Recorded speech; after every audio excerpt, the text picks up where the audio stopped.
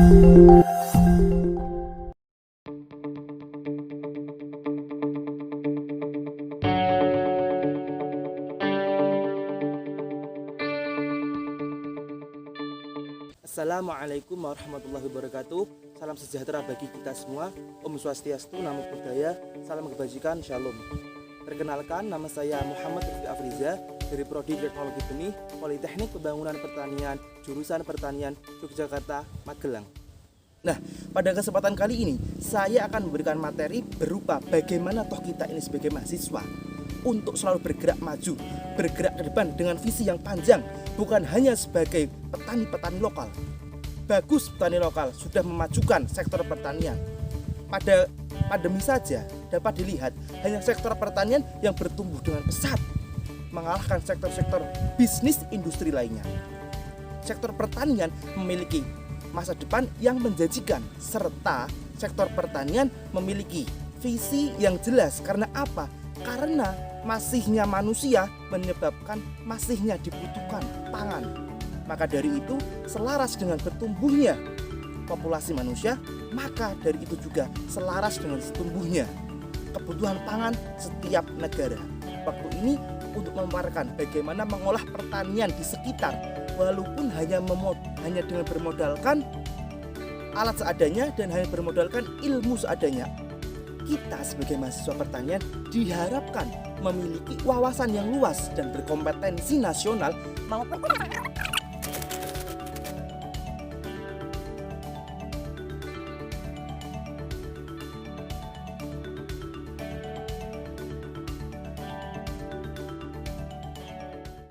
Nah, pada kesempatan kali ini saya berkesempatan menemui Mbah Rupin selaku petani lokal di daerah saya. Pada kali ini kita akan bertanya-tanya bagaimana toh caranya mengolah pertanian lokal walaupun dengan alat sederhana tapi dengan hasil yang menjanjikan. Mbah Rupin sehat? Alhamdulillah. Lah niki Mbah Rupin kula tugas vlog ngoten, tugas wawancara, tugas video lah. Kula jangkauan kali Mbah Rupin. Lah menawi badhe nandur pisang nika nanam pisang nika, pertama ingkang dibutuhke niku napa? Lubang. Nggih, Buat di lubang terus ditanam. nggih. Ditanam terus Oh langsung diurung ngoten Mbah. Lemah niku kersane mokor ngoten pripun? ya diuntung-untung kangge dibayar. Ngemesnya niku berapa bulan sekali napa pripun? Ya nak pun urip. Nak pun urip ngoten nggih, Mbah. Jadi enten tahapan-tahapane ngoten nggih. Ya. Nggih. Lah pada kesempatan kali ini kita sudah bertanya, lalu kita langsung lihat saja bagaimana cara menanam pisang. Pada kesempatan kali ini kita akan masuk ke tahap yang pertama, yaitu tahap penanaman atau macul. Nah, Mbah, niki dipacul niku pripun carane macul kersane pisang niku di sini. Oh, di lubang di sini, guys. Ini. Ini tahapan maculnya dari Mbah Rupin. Seperti itu.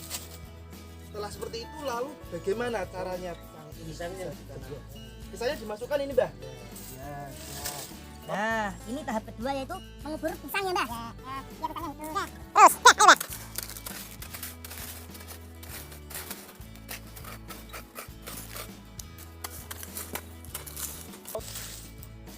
Ya. Sudah, Mbah. Sudah seperti ini berarti Ya. tahapan-tahapannya dari awal itu dilubangi dulu tanahnya, lalu pisang dimasukkan, lalu dikubur lagi seperti itu ya, Mbah. Ya. Nah, pada kesempatan kali ini kita akan memberikan tahap-tahap cara perawatan pisang dari petani lokal ya, bukan petani profesional. Ya pupuknya begini caranya. Oh, langsung disebar ngoten nggih, Mbah? Ya.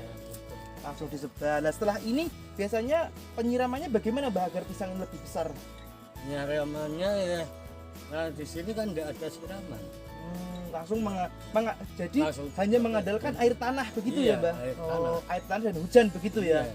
Oh, seperti itu, teman-teman. Jadi hanya mengandalkan air tanah dan air hujan.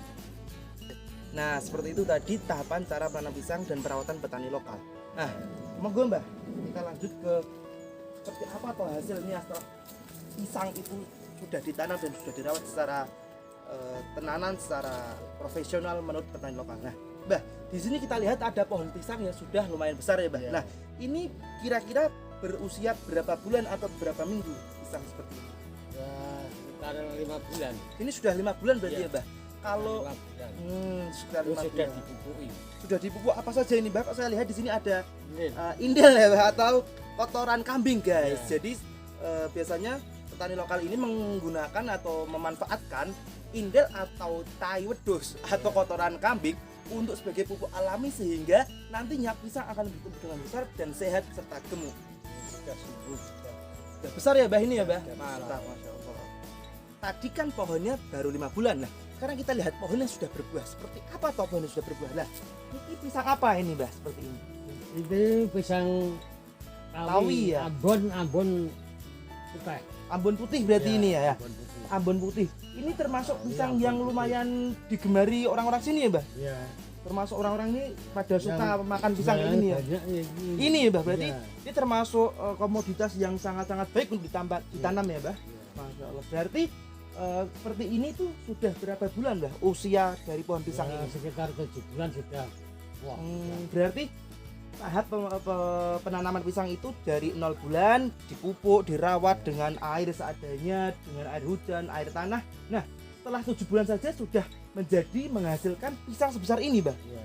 Ini kalau dijual kira-kira harganya berapa, Mbah? Ya, sekitar 150. Ini 150 ini, Mbah. Masya Allah. Ini coba dilihat teman-teman. Pisang seperti ini saja harganya 150. Apakah Anda tidak memikirkan bagaimana tuh enaknya jadi petani? Ini cuma mengandalkan air tanah dan air hujan. Ini coba dilihat.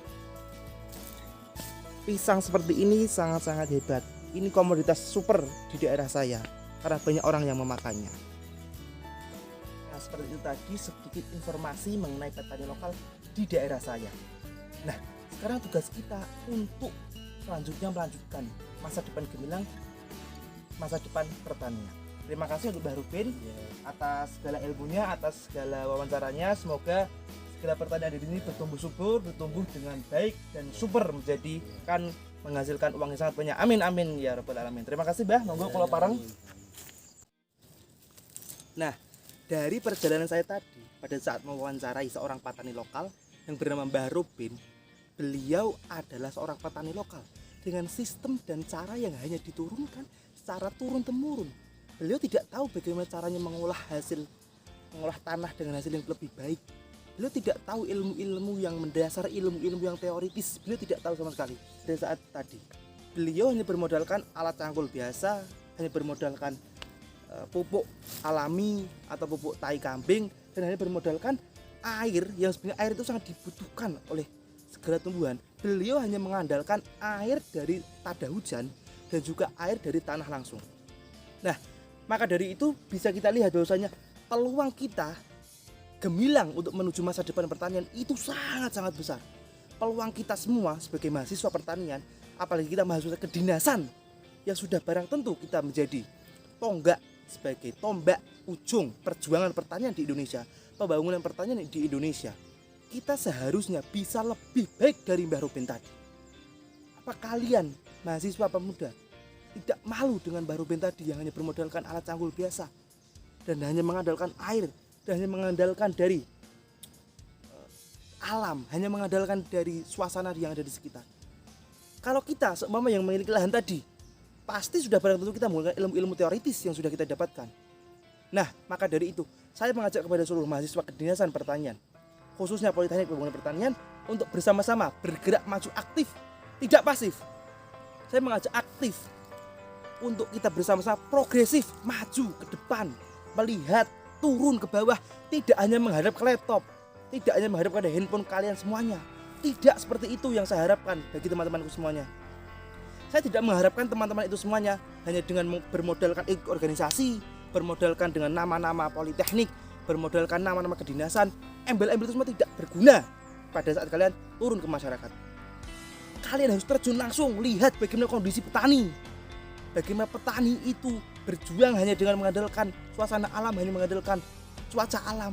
Nah, maka dari itu bagi kita semua sudah barang tentu yang sudah dibekali ilmu-ilmu teoritis, ilmu-ilmu secara keilmuan sudah teruji, maka dari itu kita bersama mari terjun langsung mengabdikan diri pada negara. Kita adalah abdi negara yang sesungguhnya. Maka dari itu saya mengajak, ayo bersama Politeknik Pembangunan Pertanian, kedinasan di bawah Kementerian Pertanian kita membangun pertanian Indonesia demi masa depan Indonesia, demi pangan Indonesia, demi ekspor yang lebih maju. Maka dari itu bersama-sama kita pasti bisa. Salam pertanian lokal.